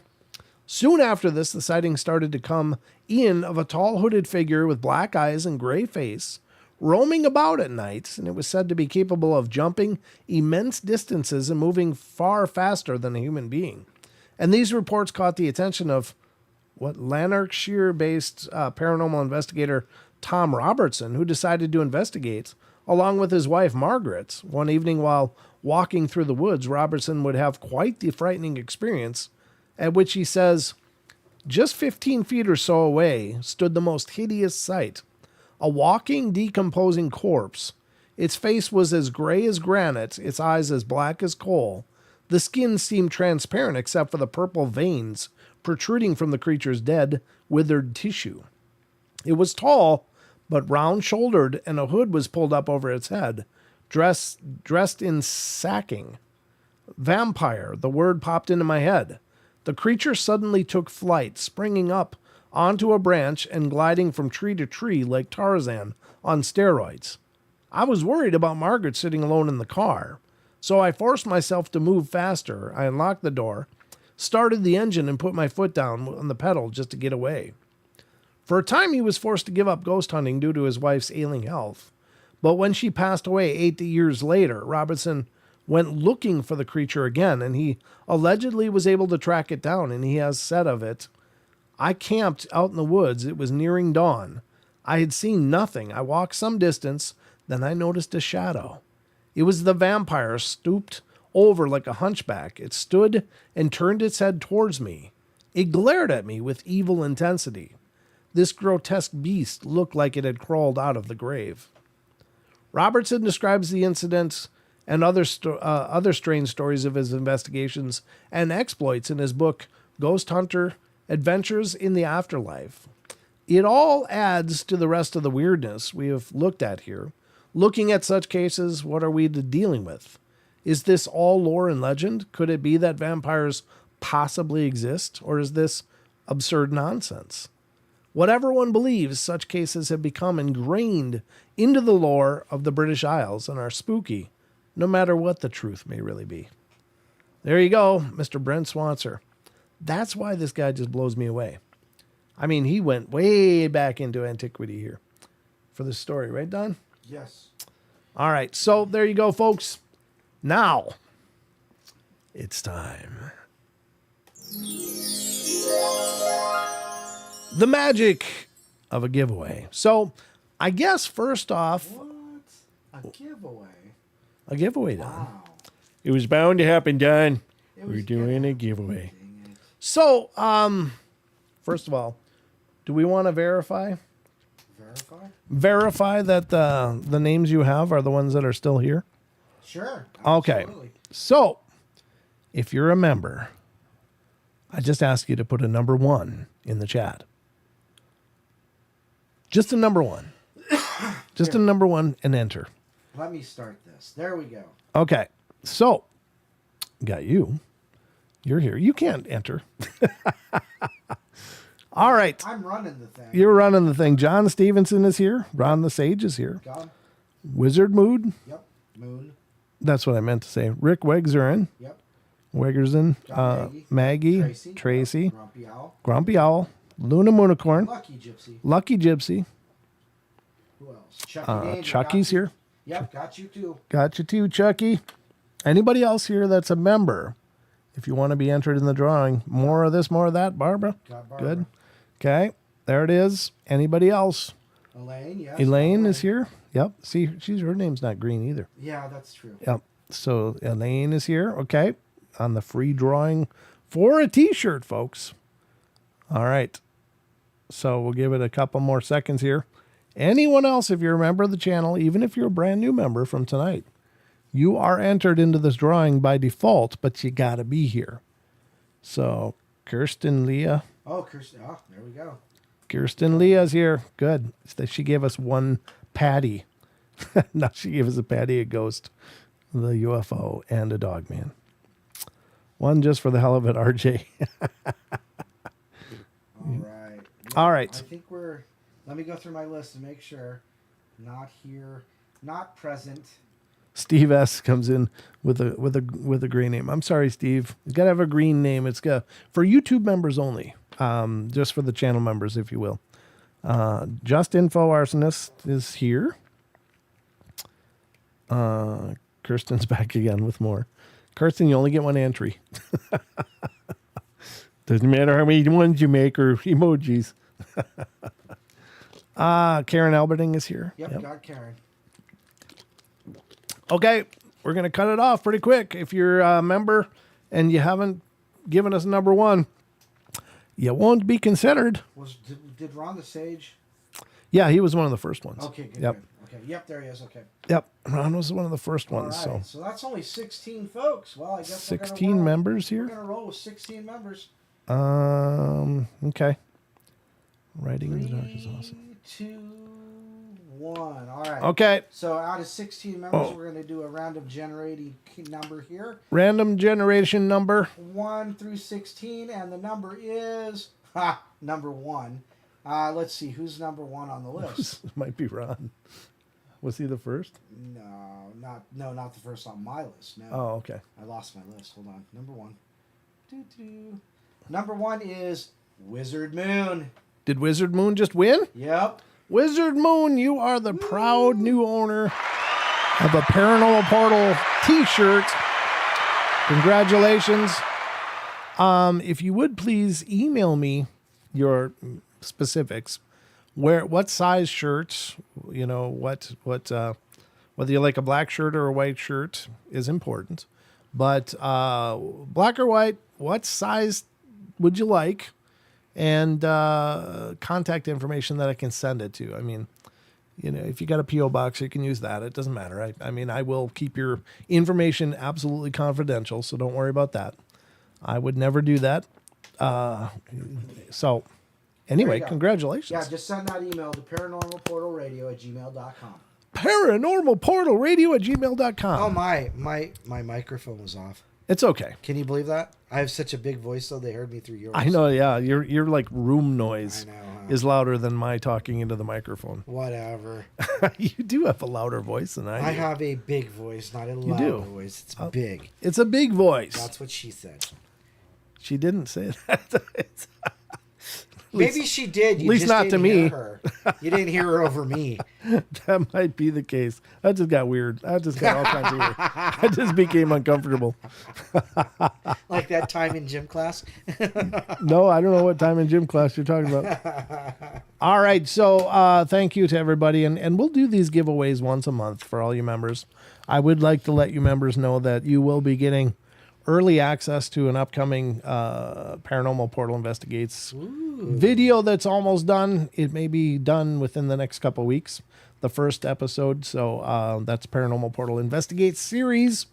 And so you will get early access probably for like several days before I'm going to release it to everybody. Don't worry, everybody will get access eventually. About a year or so. Yeah, maybe a couple months later, after we get done with the theater tour and stuff. All right, Ron. Good night, Ron.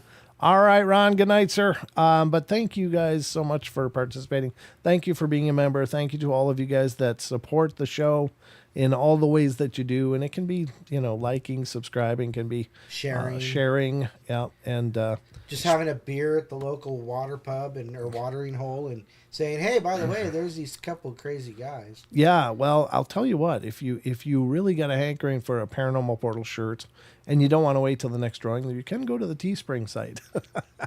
Pick one up. And buy one of your own.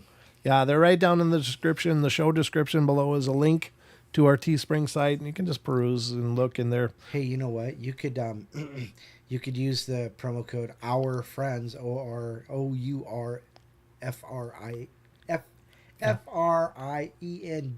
friends, Our Friends. Yes. And get 15% off. 15% off, folks. Woo! So that's Our Friends, which is an available option for you. So, but thank you to everybody for taking part of that. Now, we are going to move into, one more round of applause. Thank you. You guys are the bestest, so thank you so much for all the love and support. Okay, but we'll also be doing Teespring shirt giveaways on our Discord channel as well. I gave away one. Diane, I think it was Diane that won. No, Marie won the first one. Marie won the first shirt giveaway there. Now here we got Wizard Moon won the first one for the members. So we're going to be giving away these things over periods of time, just a way to say thank you guys, to make it a little fun and just see, Might be other things we'll be giving away too. You never know. Just saying. But those are the first giveaways I thought of. And special thanks to oh my God, how did I draw a blank? Special thanks to Chucky? No, Smokin' Joe. Smokin' Joe. Smokin' Joe is kind of the brainchild behind these giveaways. And I know we've talked about it before, but he actually sponsored the Discord t-shirt giveaway by purchasing a Discord t-shirts for the giveaway. So thank you, Smokin' Joe. We're carrying on your idea and sharing the love. Sharing the love. Yes. I've got nothing to say to that. You don't? Wow. Okay. Yeah. Okay. Wow. All right. Well, we're going to head to the next part of our show, which is the Cryptid Corner, folks. The Cryptid Corner. And we're going to dive into some stories. Got a few of them from Sasquatch Chronicles. I don't know how many we'll get through. What time have we got? 8:36. We'll maybe get through one or two of these. 8:36. 8:36. What freaking time is that? Get a rope. Get a rope. New York City. I know, right? The picante, paste picante. Wow, this one's made in the heart of Texas. Where's that made? New York City. Get a rope. All right, so let's get to the Cryptid Corner. Didn't New York City get mad and they started saying New Jersey? I think that's what it was. I think they did. All these feelings lately. I can't deal with all these feelings. Everybody gets mad anyway. All right, let's do some Cryptid Corner. Cryptid Corner. I should come up with a theme clip for that, right? Another segment of the show, like Bigfoot walking through.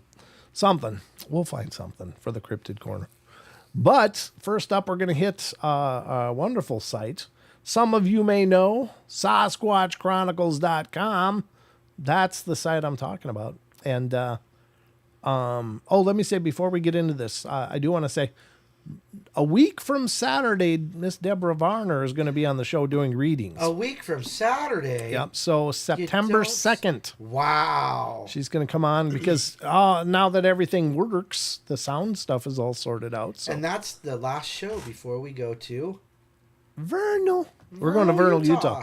If you're going to be in the Vernal, Utah's Phenomicon, it's coming up September 6th through the 9th. We'll be wandering around somewhere. We're going to be all over that place. We're going to be like a bad rash all over that place. They've already bought enough cream for everybody. So we'd love to meet you if you guys are there. We're going to be kind of free agents.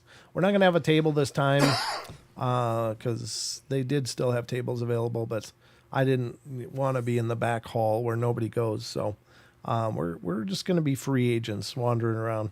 We'll probably just end up sitting by Russ and taking up part of his real estate. Yeah. We'll even bring a banner to hang behind him. That would be funny. That would be hilarious. If we could hang it up when he's like gone somewhere. Just put it over. That would be hilarious. Put it right over his table. I know. That would be so funny. All right. So anyway, let's get to the cryptid corner. But we are going to be in Vernal, Utah for Phenomicon. That's a 4-day event, 5-day event, something like that. Yeah, it's going to be several days. The week of the 6th. September 6th through the 10th, I think, is how it's all working out. But we're going to be there, and we're going to meet our buddies from Supernatural Station there. Yep, Jared and Roman. Yep, they're going to be there. The twins. So, yep. Rogue. What's that? Rouge? Paranormal Portal? What's Rouge? Rouge is red. Yeah, I know, but Luna Moonicorn says Rouge. She mean rogues? We're going to be rogues. We're going to be rogues. I think a rogue is R-O-G-U-E, isn't it? We love you. No, I think that's right, isn't it? I'm just. It is R-O-G-U-E. Okay. Yep. Okay. That's okay. I just want to make sure because I have this weird dyslexia for names. Yes. Stupid autocorrect. Yes. Absolutely. I hear you. Your autocorrect speaks French, doesn't it? Rouge. That would be it. That would be the reason. Would you like some French toast? Sacré bleu. All right. Sacré bleu. Comment allez-vous? All right, here we go. Let's get to the Cryptid Corner. SasquatchChronicles.com, the blog, ladies and gentlemen. Lady Marmalade. Pardon me, would you have any Grey Poupon? No, but I've got some marmalade. I bet you do. We're going to get to Sasquatch Chronicles blog. Again, check out the blog. There's so much going on over there that isn't just the Sasquatch Chronicles. Oh, Wizard Moon, podcast. You'll always be a winner to us. Oh, what'd she say? All right. Info's been sent. I never win anything. So awesome. Boom! Boom. Booyah. The power of the portal. Swing. Anyway, sounds like magic. All right. Anyway. That's what she said. Acrylic. Really? Acrylic? Acrylic? Like nails? I guess so. I don't know. Acrylic. I don't know acrylic. What prose made sense. Acrylic? Not so much. No, not so much. I don't know what it means. If there's That's some what reference. she said. It's portal power, Luna says. Yeah. Yeah. It's portal power. Giving our portal power out to you guys for free. That's how we roll here in the portal. So we're heading to Sasquatch Chronicles blog. The first story over there is from August 23rd. A big flat-faced creature. Not a big fat-faced, but flat-faced. A listener writes, "Hi, Wes. Unfortunately, I wasn't present for the actual sighting, but my now deceased husband and 2 daughters clearly saw what I only now know must have been Sasquatch. Wow. One day while I stayed home at the cabin and napped, the 3 of them went for a hike on the property's long secluded 4-wheel drive trail or 4-wheeler trail. I think it meandered towards the Madison River. It says it was wonderful, very private vacation rental we were staying in that summer, which at the time was called the Dancing Bear Ranch, but that information probably shouldn't be mentioned. Oops.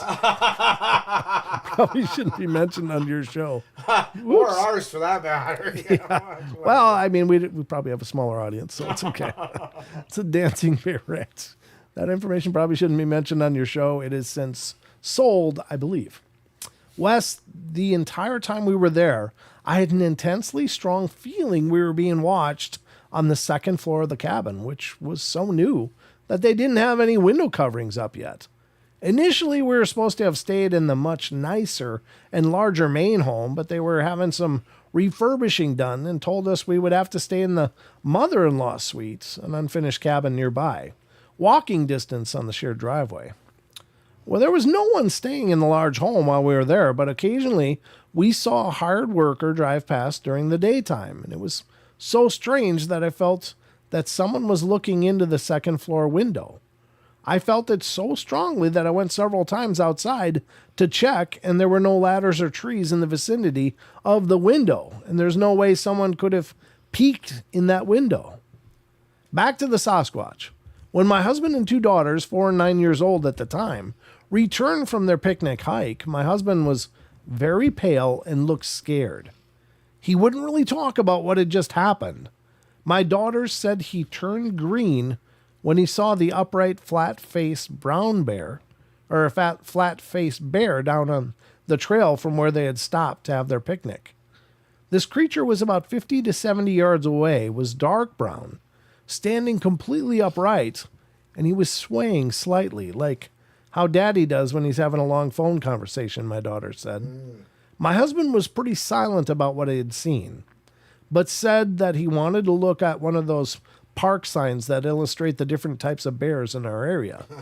We jumped in the car a little later that day, and we found one of those informative parks side brochures. He studied the pictures and commented that the bear pictures didn't look at all like the big flat-faced creature they had seen earlier that day.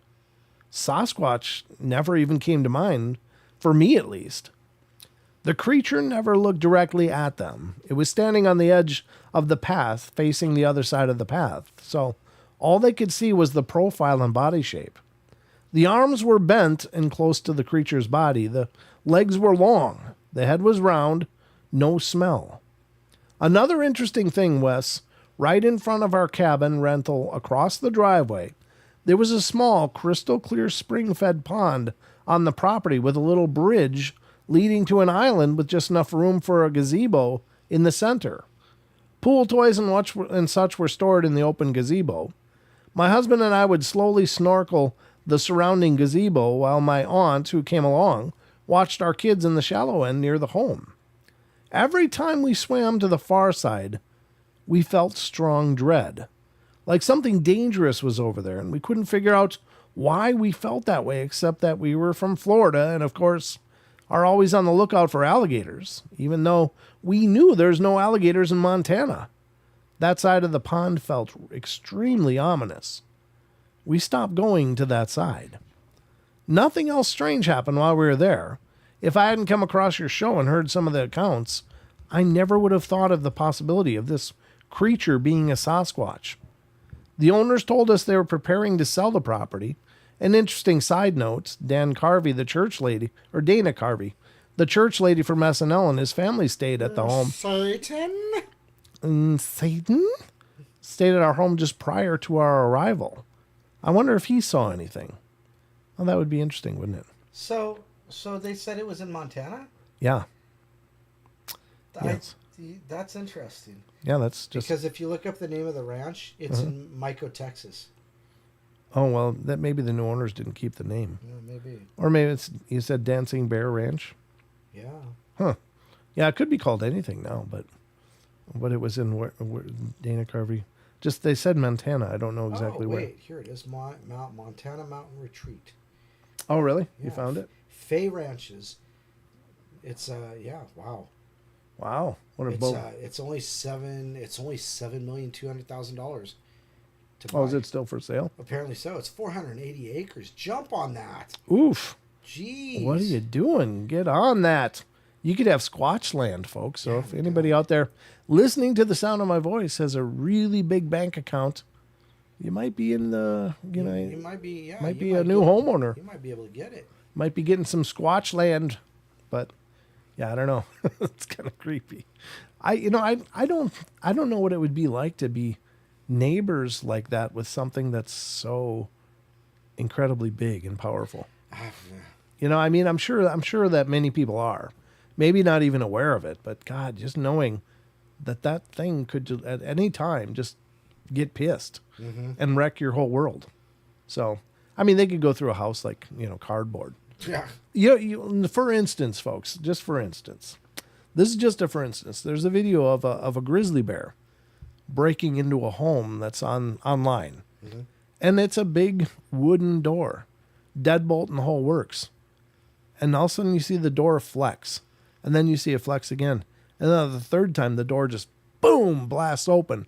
Trim comes off the wall. I mean, it literally splits the trim, and in meanders this enormous grizzly bear. And all it did was just stand up there and just lean into it a few times. I mean, it's not like it just, took a run at it. It was just boom, and the thing blew open. I mean, yeah, deadbolts and our locks are good against other people, reasonably.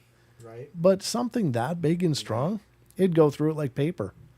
Boom, one palm would just blast that door off the hinges, I'm sure. So, yeah, in a locked door may feel better, but it's really not a deterrent if something wants to get to you. And it's that big and powerful. Yeah, there ain't no stopping it. It's going to get to you. So, yeah, creepy story. Laura Lovegood says grizzlies are just giant trash pandas. Oh, yeah, but they also have bigger teeth. And huge claws, and they stand 10 feet tall, and yeah, your best bet is to elbow, just like, elbow drop them and run like hell if you can. Yeah, exactly. But by then they've already caught you and they have you in a bear hug.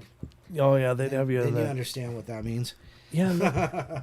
Bears are not even nice about it either. Like they'll just tear chunks out, just rah, rah, and they give you the advice, play dead.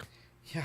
Well, something's ripping your flesh off. Yeah, it's kind of hard. I just can't imagine what kind of willpower that would take because it'd be like the worst torture ever. I think Chucky Danger thinks he's Chuck Norris or something. He says, "I'm not trapped on the property of Sasquatch. Sasquatch are trapped on the property with me." He's the Rorschach of the Squatch community. Settle down, Chuck. Get this straight. Yeah, I had Pizzly in my pants. Ah, well. Yes, very good. He does remember the lesson from last week. Very good. He learned something. Somebody actually learned something from me. Wow. Oh. It could happen, Don. It's the law of averages. It's got to happen sometime. Even a stop clock is right twice a day. Just remember that. I'm far from a stop clock, that's for sure. All right, let's get to the next one. This is from Sasquatch Chronicles blog, August 23rd. Ooh, let me pull it up so you can see it. We pulled over thinking whatever had hit us was dead. We pulled over thinking whatever hit us was dead. Yep. Not that we hit, it hit us. Well, yeah, I guess, it's... So piece of advice. If you're ever driving down the road and you hit a deer, never say you hit a deer. Always say the deer hit you. Yeah. Yeah, because, the deer's not going to exactly get up and tell the cop, yeah, no, that's not what happened. I'm countersuing, you hear me? I'm countersuing. It's in a big cervical collar. I used to be able to frolic. Slow down, baby. Listener writes, I did have an encounter about 20 years ago in Oklahoma down by Lake Texoma. A friend and I were returning from duck hunting around about 70 miles per hour down Highway 70 south of the lake. Saw something out of the corner of my eye standing in the trees about 50 feet from the highway. It crouched down and took off with blazing speed. Within 2 seconds, running from left to right, crashing into the back of my truck, hitting me so hard would have spun out if not for dragging a boat behind me and quick reflexes. Happened to look out the side mirror soon as it hit me and saw something auburn color with hair, not fur. At 70 miles an hour, could you identify hair or fur? Probably not. Yeah, I don't think I could. We pulled over thinking whatever hit us was dead, but no signs of anything anywhere. No blood, nothing. And it was nighttime, too. It was not a deer, bear, mountain lion, or anything indigenous to here. My friend and I looked at each other and just said, what was that? Sasquatch never even entered our minds, especially here in Oklahoma. But after listening to you and the guests on your show, I'm now convinced that's what it had to have been. No thought of even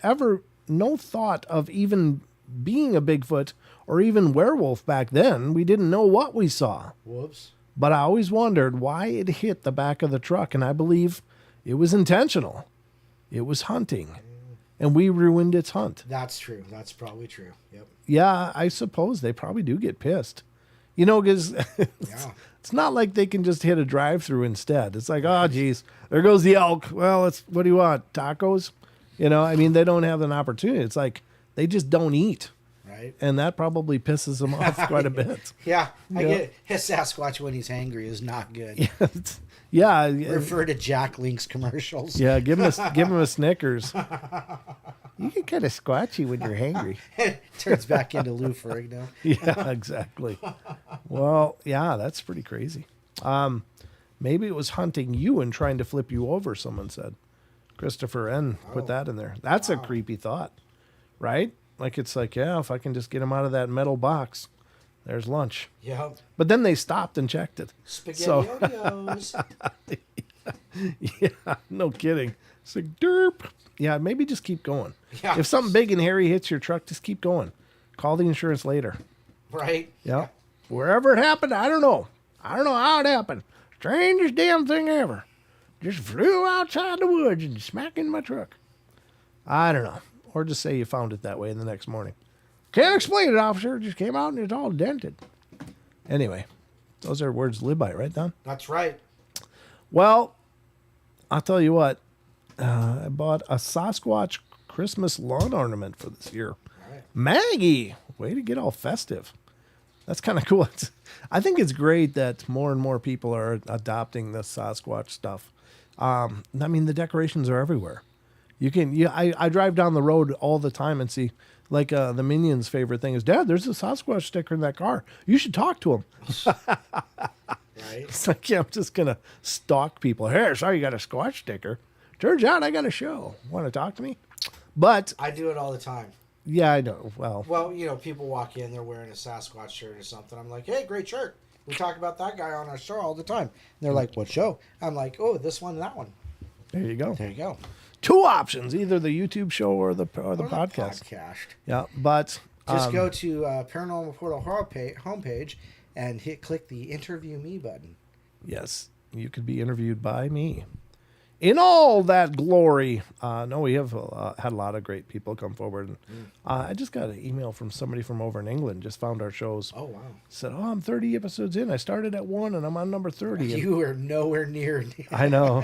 You better just keep 100, what is it, 157 in season 1 alone? 152 or 3. Yeah, in season 1 alone. Yeah. And then there's 4 more seasons now. Yeah. Well, the 5th one is one we're working on, but yeah. Yeah, and we don't do those Hollywood seasons like some other shows out there. There's 50, 100, 150, 300, almost 400 just in the first 4 seasons. Yeah, so we don't do those Hollywood seasons like some shows. Love you, Cade.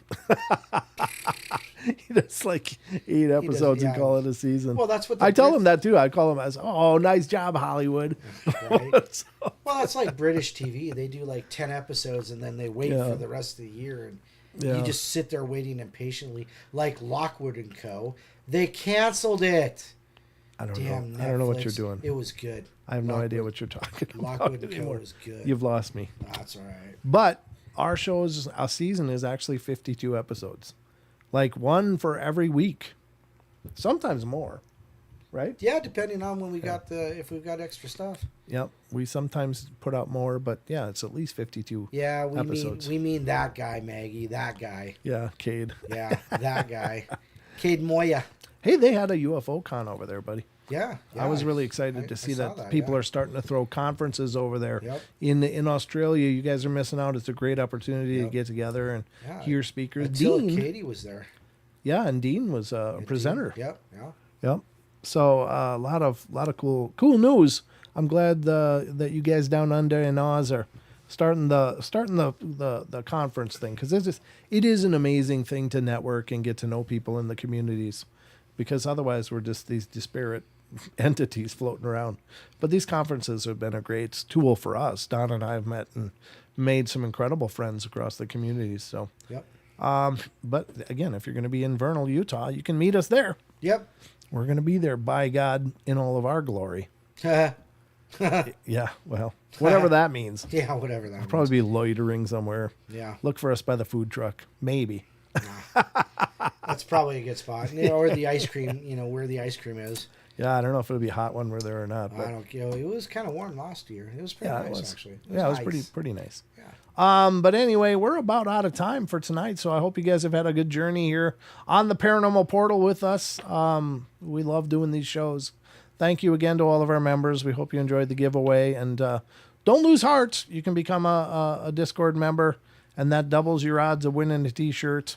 And we'll be doing more giveaways to our members, and just trying to say thank you to you all.